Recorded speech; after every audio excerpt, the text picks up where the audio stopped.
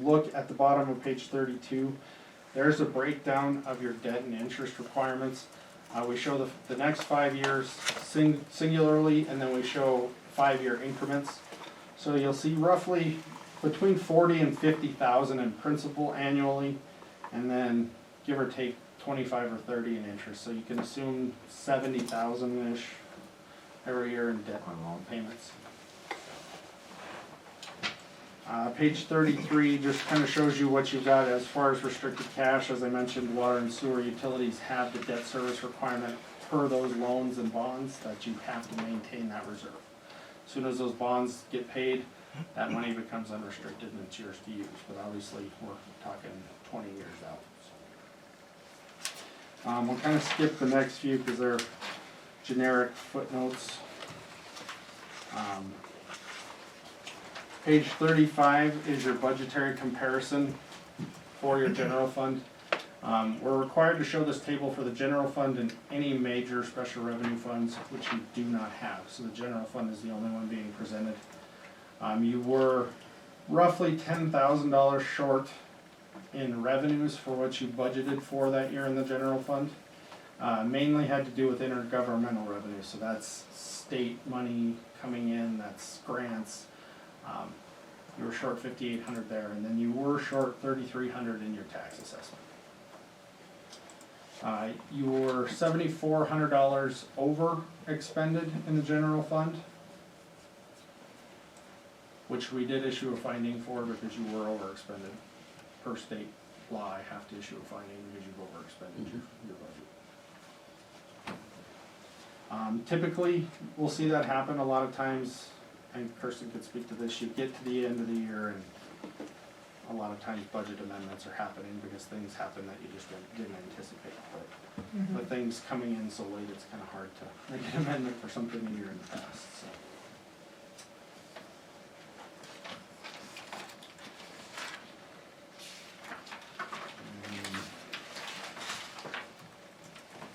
Page 37 is your schedule of expenditures of federal awards.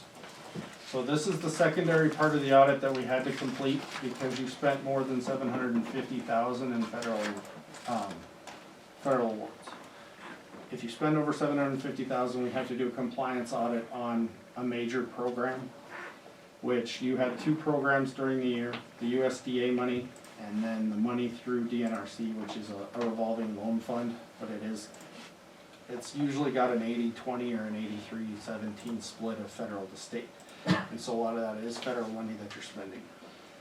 For the USDA, you spent $1.1 million in federal awards, and for the DNRC, you spent just short of $300,000, so a little over $1.4 million. We did audit the USDA program as the major. I'm pleased to report no compliance findings there. It does tend to go fairly easy with that program because a lot of times you've got the engineers doing a lot of work for you. They monitor the expenses, they go through things and just kind of submit it for approval to you guys. So it is a pretty easy program to administer, but it is still federal money that we've got to look at. We looked at the allowability of the costs, so whether it falls within federal guidelines, no issues there. We looked at procurement policy. Did you properly bid it out and solicit bids and do your processes as needed? No issues there. So you're getting an unmodified opinion on the federal audit. Page 38 is more notes. 39 is another one of our auditor's reports that just lists what we had to do in the requirements for government auditing standards. You will notice that we are issuing a handful of findings in regards to this report, and I will cover those in a minute. And then page 41 is the federal audit report, which I just talked about. We do have one finding on the federal report, but no issues as far as compliance. So to go into the findings, kind of give you a rundown. We did have 6 findings. First finding, time card verifications. So I pulled 10 time cards, and we noted that 3 time cards were not reviewed and approved, which is an internal control issue.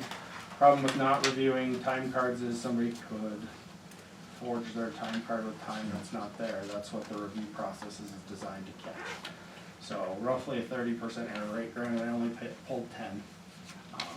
From the sounds of talking with Jan, it was kind of a process that just wasn't really in place during 2018, and that it's supposed to be going forward. Finding 2, similar issue only with non-payroll expenditures. So I pulled 83 expenditure checks between the federal grant and just other funds, and we did have 5 instances where there was no supporting documentation of the approval. So going through, there was usually like a claim had signatures on it. There was a couple that I couldn't verify that you guys actually looked at. So again, an issue because with a one-person shop, that kind of falls to you guys to review, or somebody that you would appoint to review those. Third finding has to do with the overspent budget. No need to beat that, we already talked. Fourth finding, the mill levy calculation. So between 2014 and 2018, it was noted that the town milled 68.99 mills more than they were allowed to mill, based on the process that the state mandates. That resulted in a $21,000 overage of what you collected. And then the last 2 findings were, it's really no fault to anybody, it's just the way it shook out. So finding 5, per the Montana code, you're supposed to have your auditor selected and start work within a certain amount of time. 9 months after fiscal year end, we weren't engaged until May. Books weren't ready until August. So we were 13, 14 months out. And kind of a similar finding on the federal side, the 6th finding. Because you had that single audit requirement, the compliance audit, you're supposed to have that report submitted to the Federal Audit Clearinghouse within 9 months of year end. Obviously, when we're not out until 12, 13 months out. Can't make that deadline. So. Okay. Thank you very much. You're welcome. Overall for the years, that was for years 17 and 18. July of 17 to June of 18. So we're still way behind. We're gonna get caught. It is my understanding you need an audit for fiscal 19, but then fiscal 20 is a administrative review. So Department of Administration requires small towns that don't hit the $750,000 threshold to have a review done every 3rd year. They just happen to pull yours right after you're on it. And what that entails is there's like 10 steps that we would go through that check boxes. Did you do this? Do you have this? It's a lot less scope than an audit would be. Good. Tim, Yes. can we have, Sheriff, spend with me? Can you dismiss the sheriff? Yeah. I'm here. You okay? Yeah, I'm good. Just trying to get rid of you. Well, Well, you look like you were right for No, the meeting. I'm just finishing emails up. Okay. I want to hear what Serena has to say. Okay. Okay. So, we look fairly good in that audit. I know there's some issues. There's some concerns, obviously, dipping into the general fund reserves if you didn't have that sale of a fixed asset is a concern, because the general fund is, let's face it, your operating budget for the year. The other funds just don't have a lot in there. I did talk with Jan before she left about allocation of payroll costs and certain costs between the general fund and the utility funds, because obviously your utilities are healthy right now. I told her to be kind of cognizant of the fact that those debt payments get larger and larger as those loans come online. And so you want to make sure you're not shorting yourself in that respect. But if you had a valid allocation of where the time of the clerk went between utility billing and actual governmental business, she could shift some of those payroll and benefits costs to the Make that utilities. general fund look better. But you need to have something to support the allocation. Sure. You just can't run her entire salary. Right. Okay. Good. Do we have any other questions? Council, have any other questions for Matt? Any from the others? Yes. I have one question, and I apologize, I'm ignorant of this, but when they over-milled, is this a simple math equation that can be checked? I mean, 4 years of over-milling and I was under the assumption, because of what I was told at a budget meeting, we send it off to the state auditor's office and they approve it and it's all okay. So apparently, something is getting missed someplace. So Kirsten might be able to speak to this a little bit too, but what it is there's a form sheet that comes from the Department of Revenue that it's based on prior year information and a few other things, and it runs through a calculation. And if you got off in 2014, because it's running on kind of a rolling 3-year, you're automatically off going forward. Okay, And that is almost exactly what happened. I was trying to pull up my files to see. I had to, it's called the levy comp form, the form he's talking about. I had to go all the way back, I think it was even prior to 2014, and pull the old levy comp forms and work them forward to get an actual correct levy for the fiscal year we were working in, which I think was 18-19 at that point in time. And so, yeah, it just was a lack of, they didn't do that form. They just copied the year before's mills rather than doing the form and using the number Okay. the form spit out. So it was lack of use of that form that caused the overage. I get that, but how do you check that? So it doesn't happen again? Does that make sense? I'm not saying, So, I hate to it's turned in, the form should be turned in with your budget report to the state. It's my understanding that Fromberg was not turning in budget reports essentially, and I don't know how far back, I don't know if that's something you checked. I've never got on the website and looked how delinquent, because they're probably, if they were never turned in, they're probably still listed as delinquents. You can get on the Department of Administration's website and see what Fromberg is delinquent in if you wanted to go down that rabbit hole. And it would be a rabbit hole, it will take you a lot of steps to get Okay. there, but you can see. So my guess is they're just, budgets weren't turned in, or they weren't complete because she didn't obviously do the form, but you're so small, it was maybe let slide, maybe there's bigger fish fry. I can't answer why it Okay. wasn't addressed, but I can tell you that I found not in here, not in there, nowhere a record of that form ever being done. And so I had to go back and do them in order to work it forward and be able to have a correct number in the year that I was helping Jen with at that time. well, I knew you'd done a ton of work and I appreciate it for catching it. I'm like, I just wondered, Mm-hmm. so you can, I have a question. What is the likelihood that we're milling properly today? I didn't really look at your budget for the fiscal year 2021, which is the year we're in now. Jen did that one on her own, and I believe Amber maybe from Joliet helped her a little bit. But from what Jan told me, she had Darla Erickson at Department of Administration Local Governments Bureau check her levy comp form, and it was correct, Okay. as far as Darla could tell. And we know the year before was correct because that was the one I did that I had worked so far forward, and Darla checked, well, Darla didn't, but Tammy Gunlock at that So same if office they went checked off all of of those. that, then the Yes. following one, You- if they did the form, would be correct. Right, you have to have the previous year's number from the Right. form for the current year's form to be correct. Right. They Okay. are carry forward numbers, and so Jan had my form that I did that year with her. So, and Darla had it, of course, too, and she checked, and that's what Jan told me, is that Darla said it was correct. So you should be good this year, but it wouldn't take me but a matter of minutes to run you a levy comp form and double check for you if you're really curious. And to kind of speak to where she was going with that, I noticed that what was filed with Department of Administration was a very informal budget out of Black Mountain.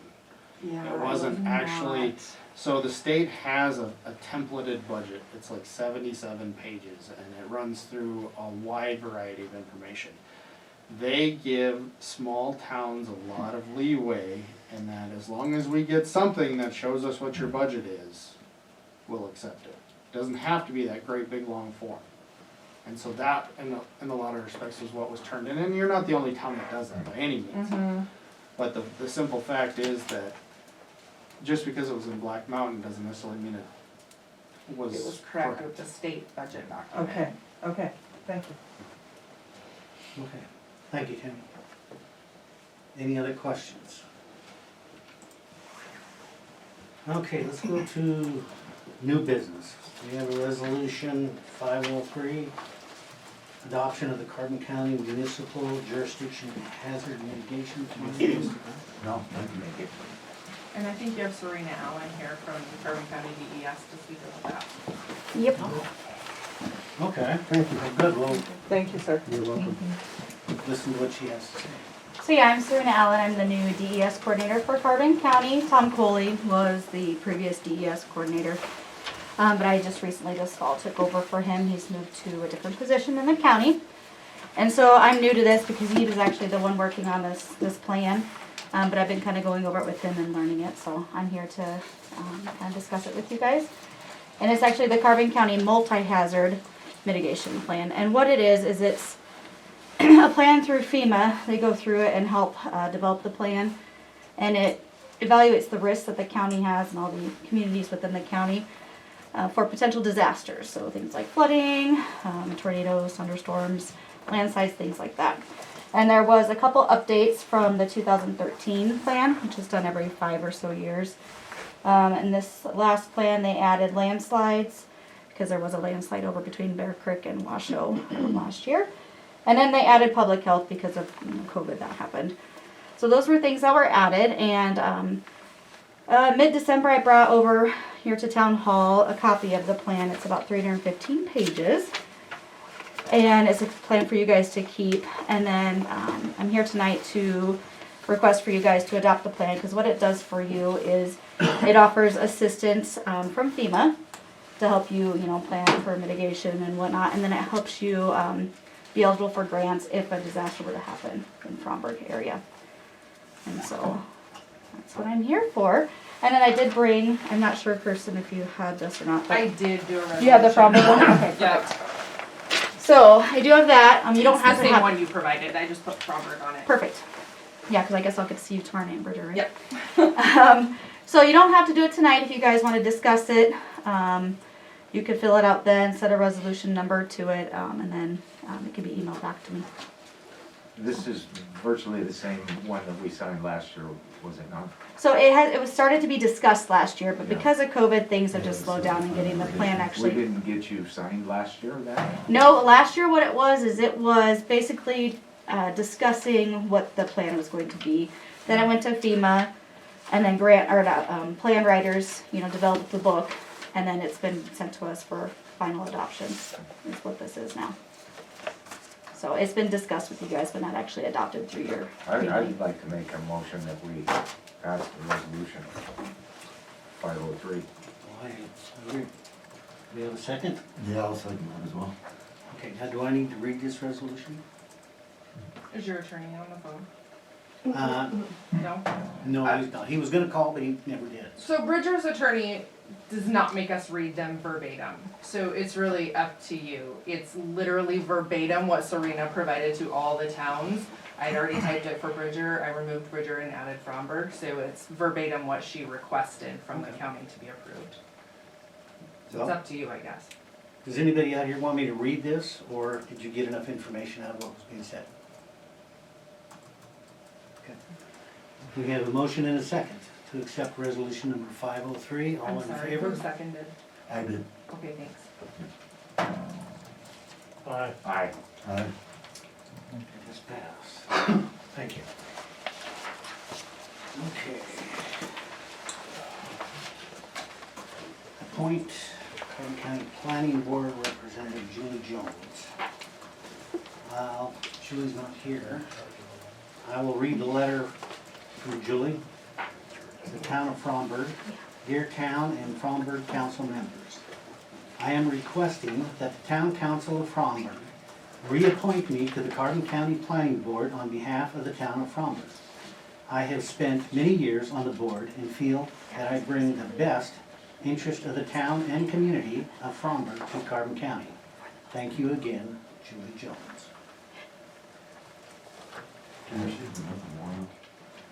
I would like to have seen Julie show up at this meeting.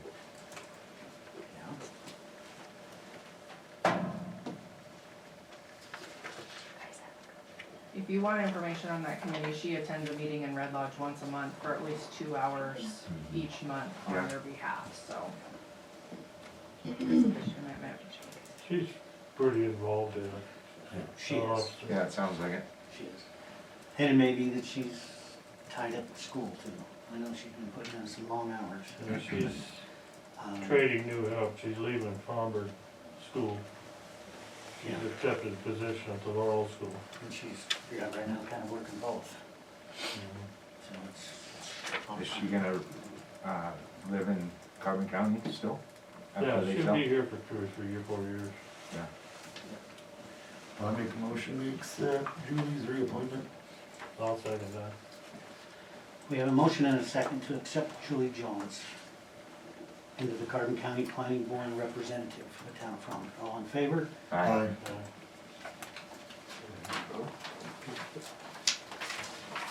Okay, we have no zoning, no correspondence. The town attorney, he was gonna call tonight. I was gonna have him on speakerphone, but he didn't call. So, not here. Public Works, Jay.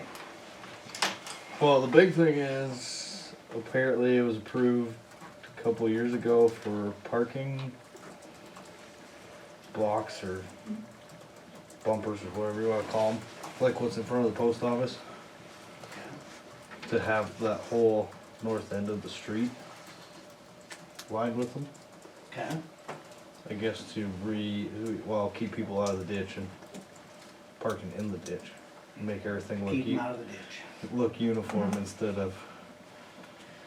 Okay, and what kind of cost was that? I forgot that piece of paper. Did you bring yours? I know the blocks was just short of $2,300 because it's 300 feet, so we'd need about 50 of them, give or take the couple ramps crossing the ditch. Okay. Pins are $1.50 a piece. Well, from my perspective, I believe we approved it a number of years ago to do this. And it's one of those things that just hasn't been done. And I know that the blocks that are there, some of them aren't any good. And people are still ending up in the ditch. Are you talking down here or the Yes. whole? From have the pins in post office down to the little cowboy. Yeah. Just Gotta be anchored. They gotta Yeah, be that's anchored, they the gotta have north holes side in of them, the it You should can't just be. set them down in front of the ditch and Nope. somebody hits them, they're going in the ditch. As I believe that when he was looking, that was part of the requirement, they had to have holes in each one so that they could be anchored down. Yeah, and they'll have pins in them so they can't And move. I personally would like to see them put up, and I'd like to see them painted sometime this next summer. Can I ask, and I don't know, I could be totally wrong, they could be way more expensive, but they could be cheaper too. At the school, we have, they're almost like a poly type or whatever. Like what those speed bumps are made out of? No, they're they're pretty stout. Oh, I know what you're talking about. We have them at the school over, They're like a smaller 4x4 square yeah, or but you can something. get them bigger too. Could you, Reconstituted rubber? yeah, Yeah, kinda like that. basically, yeah. You could get them bigger, but why don't we do a price check before I'm sure, we, yeah, you probably get a hold of Yeah, BCS. how long do they last? those last. They do? The ones at the school there have been there for over 10 years and they're not broken apart. People hit them all the time and That's the thing stuff. with the concrete ones, they get hit, they break in half and shatter and they just get worse. Yeah. Well, it's something that needs to be done. Let's I- just, I know, either way, if we can if Jay, if you can find out if it's cheaper to buy Yeah, I can look tomorrow. the rubber ones, Reconstituted. reconstituted rubber ones, if it's cheaper, we can go that route. And if not, we need to get the concrete ones. Okay. Now, I don't know I what can you guys look, I have to don't know think. what they would be. That one, those rubber ones. For I think sure. we've already approved them to do it, but It was before me, but Yeah. it sounds like a good idea to me. Yeah, I like the Okay. idea, just get some And- numbers and run it by us. Yeah, and I think I don't think we need a motion on that, No. so, okay, Jay, Okay. Get her done. thank you. Jay, was that brought up to your attention by one of the townsfolk, or was that something you just noticed? Both? Yeah. Don't wanna pull somebody up? I did believe that was voted on a long time ago. Yeah. And approved. Oh. Yeah, no. Years ago. That's something more than what they illustrate. Yeah. That would be nice. Okay, That's a good way to you use got anything else, Jay? Use tires up. Oh, working on burning the ditches, and then that ditch that circles the ball field down there. I'm gonna try to burn that if it's not windy. See if we can figure out where that hole is so we quit flooding the Okay, baseball field, okay. softball field. I don't know if you can do it since I mean, we never got any word from anybody, but that sinkhole between the railroad tracks, you just keep pestering, yeah, cause I know we gotta go through the rail company. Yeah, first they're- Before we can do anything. Lindy's husband was supposed to get me a number. Cause that's, I just don't know who you actually contact on that. He was supposed to give me a number of whoever's in charge of that, like the, Right, and when they were gonna actually replace the. Yeah, right, because I heard that was getting done too, and I didn't know So if it that was gonna be would- all yeah. tied together or what. that's what I was hoping for, and I just Yeah. haven't got that number yet. Okay. And then the only other thing I know is we're gonna replace all the old BFI cans, the dark ones with the newer, lighter blue ones, Okay. the Allied Waste, or whatever it is now. Okay. Well, So- sounds good. So are they just gonna bring them in and then you just gotta do so many and swap them out, or? Well, some of them I'll take and just put like an extra one, so you'll have two for a Oh. week or whatever, and then he'll just squish the old one. That's what I was wondering, I thought they just got rid of them when they were done. Yeah, he'll just squish them in the truck. Some of them I'll bring back to the shop and I'll put them back there. And For back. yeah. Okay. Have we had any more thought, Tim, about, the, meters? that we Actually- discussed last? Yeah, I called today, the Montana Rural Water Systems to find out kind of what the towns do and what, and they said basically to contact the League of Cities and Towns and ask them. And I did not do that, but he said pretty much what the deal is that if Yeah. the town pays for the meter, then it's ours. If that individual pays for that meter, then that's their meter. And legally, where do we stand? We can't repair it or things like that, so. I know it's an expense for the town, but in order for us to have gotten some of these loans, we have to have the meters. So, Did we ever promise to have those auto read meters when we got the loans, or, no, not that I'm aware of. okay? I'd like to resolve this. I know Well- it gets kicked down the road a lot, and I would like to be able to have our city, Well, people drive down the street and have this thing done in. what do you wanna do? 20 What do minutes. you wanna do about it? Well, we need to, as a council, decide if we're gonna pay for those, or if we're gonna have the townspeople pay for them. Okay? How do you feel, Nate?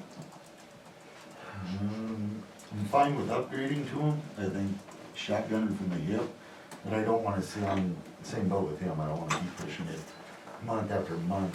Where this is almost something where, I'd say we workshop an idea, actually get some plans, here's some comments, how, I mean, the people out there are gonna be the ones that are getting affected by paying for them. Well, the ones that we're gonna hurt is those that have already paid for Sure, it.